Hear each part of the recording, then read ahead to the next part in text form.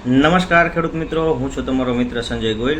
આજના ફરીવાર એક નવા વિડીયોની સાથે આપણે જે જૂના વિડીયોની વાત કરી હતી વીમા કવચની, કે જીજીઆરસી અંતર્ગત આપણો વીમો લેવામાં આવે છે અને આપણી સૂક્ષ્મ સિંચાઈ પદ્ધતિનો વીમો આપણને મળે છે અને પર્સનલ આપણા ખેડૂતનો અકસ્માત મૃત્યુ વીમો પણ આપણને મળે છે।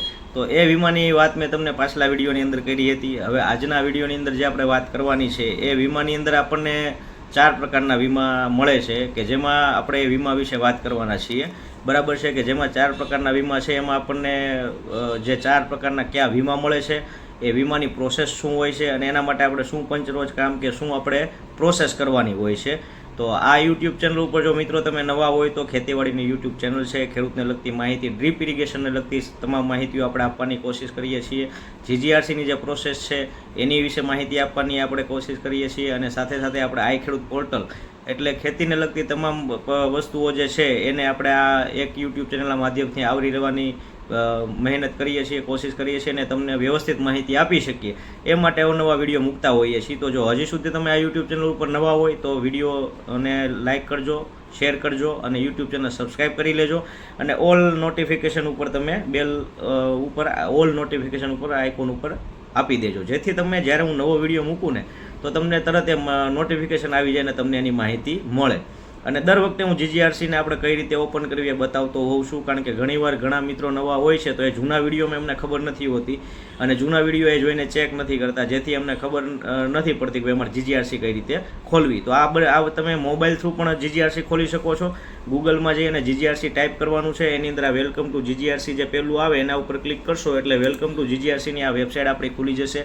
બરાબર છે, એ જીજીઆરસીની અંદર તમારે ગુજરાતીમાં જવું છે તો અહીંયા તમે ગુજરાતી બતાવેલું છે લખેલું, ત્યાં ગુજરાતી ઉપર ક્લિક કરશો એટલે આખું ગુજરાતીમાં પેજ આવી જાય છે। આની અંદર બધી ટોટલી માહિતી તમે લઈ શકશો, જેની અંદર આપણે વીમાની વાત કરતા હતા કે વીમાની જે દાવા પતાવટ છે એના અંગેનું અહીંયા આપણને માર્ગદર્શિકા આપેલા છે, એને આપણે ગયા વિડીયોની અંદર આપણે પાછલા વિડીયોમાં બધી વ્યવસ્થિત વાત કરી હતી કે આપણને વીમો કઈ રીતે મળે છે અને કઈ રીતે મળવાપાત્ર છે।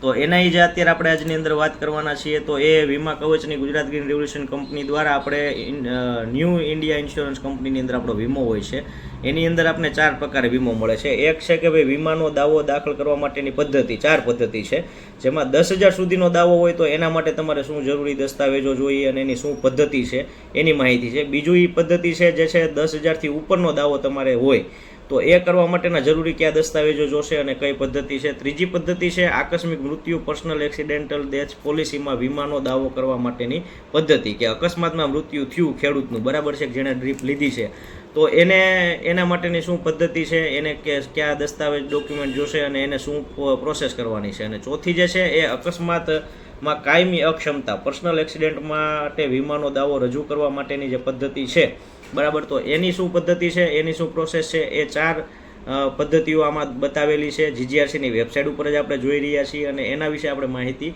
આપવાના છીએ, પણ વિડીયો બહુ લાંબો ન થઈ જાય અને તમને કંટાળાજનક ન લાગે અને વિડીયો તમારે આખો સતત આપણે પૂરેપૂરો જોઈ શકતા નથી, બરાબર, તો ઘણીવાર આપણે વિડીયો મૂકી દેતા હોય, પણ હું એવું કહું કે વિડીયો લાંબો છે તો એનો મતલબ થોડુંક તમને કંટાળાજનક થતું હોય, પણ માહિતી એવડી હોય તો એ પૂરેપૂરી આપવા માટે વિડીયો લાંબો થઈ જતો હોય છે। એટલે ખાસ વિડીયો પૂરેપૂરો જોવો જેથી તમને પૂરેપૂરી માહિતી મળે। અને આની અંદર આપણે આગળના વિડીયોની અંદર આ વાત કરેલી છે કે ભાઈ વીમામાં કઈ કંપની છે, શું છે, વીમો તમને ક્યારે મળે છે, શું થાય તો વીમો મળવાપાત્ર છે, પણ ખાસ આપણે આજે વાત કરવાની છે કે ભાઈ વીમો દાખલ કરવા માટેની પદ્ધતિ, એની અંદર આપણે પદ્ધતિ જે અત્યારે બીજી જે છે કે ભાઈ 10,000 સુધીનો દાવો છે તો એ આપણે ફક્ત અત્યારે જે 10,000 દાવાવાળી પદ્ધતિ વિશે વાત કરશું, જેથી વિડીયો લાંબો ન થઈ જાય અને તમને માહિતી મળી જાય અને ત્યારબાદ આપણે સ્ટેપ બાય સ્ટેપ બીજા બધા નવા વિડીયો અલગ બનાવી અને એ પણ આપણે આગળ મૂકશું। તો વીમાનો દાવો દાખલ કરવા માટેની પદ્ધતિમાં 10,000 સુધીનો જો વીમો તમારે છે તો એ દાખલ કરવા માટે તમારે જરૂરી દસ્તાવેજોમાં ખેડૂતની અરજી, દાવાપત્રક, બરાબર, એ પણ આમાં ઓનલાઈન દાવાપત્રક મળે છે, આ ડાઉનલોડ કરીને આપણે ભરવાનું હોય છે। 7/12/8 તમારો વર્ક ઓર્ડર અને કોટેશન, ડિઝાઇન, પછી ફિઝિકલ વેરિફિકેશન અને ટ્રાયલ એન્ડ રિપોર્ટ, એટલે કે જ્યારે આપણે ચેકિંગ થયું હોય, બરાબર, એ ચેકિંગની આપણે ટ્રાયલ એન્ડ રિપોર્ટ પણ એ આપણે દેવાનો રહેશે। અને ડેપો ઇન્ચાર્જ ફિલ્ડ એક્ઝિક્યુટિવનો ભલામણ પત્ર અને ન્યૂઝપેપરનું કટિંગ, જો એ છાપામાં આવી હોય જાહેરાત તો ન્યૂઝપેપરનું કટિંગ પણ આપણે લગાડવાનું હોય છે। નુકસાન પામેલ સૂક્ષ્મ સિંચાઈ પદ્ધતિનું એમઆઈ સપ્લાયનું અંદાજિત ખર્ચનું કોટેશન, પંચનામું, ગામના 5 પ્રતિષ્ઠિત વ્યક્તિઓ દ્વારા સહી કરેલ પંચનામું અને ફોટોગ્રાફ, પોલીસ FIR અને પોલીસનું પંચનામું અને ખરી નકલ, અને પોલીસ સ્ટેશન દ્વારા ઇસ્યુ કરાયેલ ફાઇનલ ઇન્વેસ્ટિગેશન રિપોર્ટ ચોરીના વીમાના દાવામાં. બરાબર, એટલે કે આ વસ્તુ આપણે કંઈ આગ લાગી હોય કે ચોરી થઈ હોય તો 10,000 સુધીની રકમનું આપણે નુકસાન થયું હોય તો એ કરવા માટે આપણે જરૂરી આટલા દસ્તાવેજો જોઈએ છીએ. અને વીમાના દાવાની વીમા કવચની નેટ એક્સેસ ₹1,000 બાદ કરતાં મળવાપાત્ર આકસ્મિક મૃત્યુ સિવાયના દરેક દાવાઓ માટે એ હોય છે. બરાબર, તો આમાં પદ્ધતિ શું છે? તો કે પદ્ધતિની આપણે વાત કરીએ તો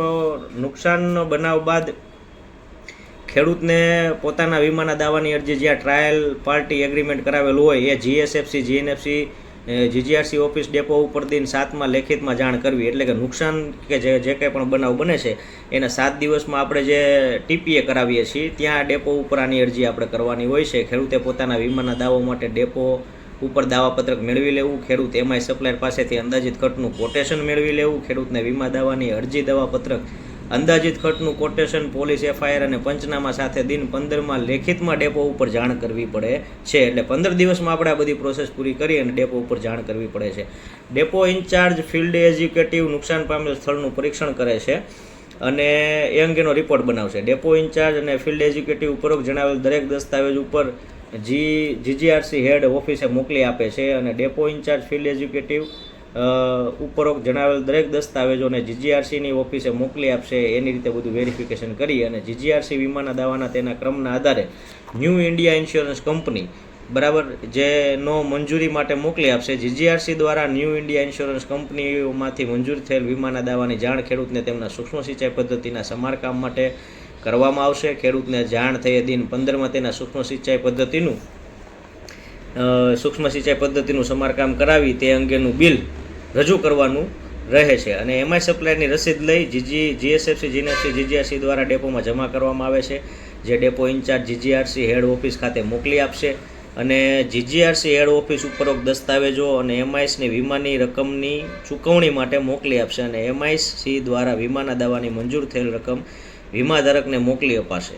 એ જાણ ડેપો ઇન્ચાર્જ ફિલ્ડ એજ્યુકેટિવને કરશે.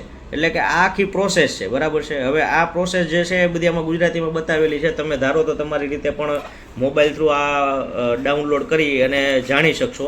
પણ ખાસ હેતુ એમાં એ રહે છે કે ચોરી લાગી હોય કે આગ લાગી હોય, ચોરી થઈ હોય કે આગ લાગી હોય તો તમારે છે ને પંચરોજ કામ કરાવવું પડે છે, FIR ફડાવવી પડે છે, પોલીસ સ્ટેશનમાં જાણ કરવી પડે છે. પછી તમારું જ્યાં થર્ડ પાર્ટી એગ્રીમેન્ટ TPI થયું હોય એ ડેપો મેનેજરને પણ જાણ કરવી પડે છે. અને દાવાપત્રક લઈ અને આપણા બધા ડોક્યુમેન્ટની જે વાત થઈ એ બધા ડોક્યુમેન્ટ લઈ અને તમારે એ અરજી કરવાની રહેશે. ત્યારબાદ એની પ્રોસેસ આખી ડેપો ઇન્ચાર્જ GGRCમાં મોકલશે અને એ આખી પ્રોસેસ કરશે.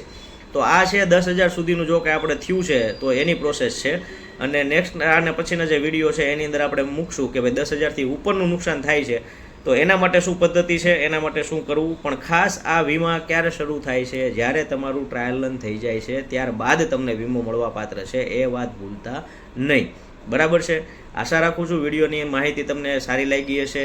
બરાબર છે.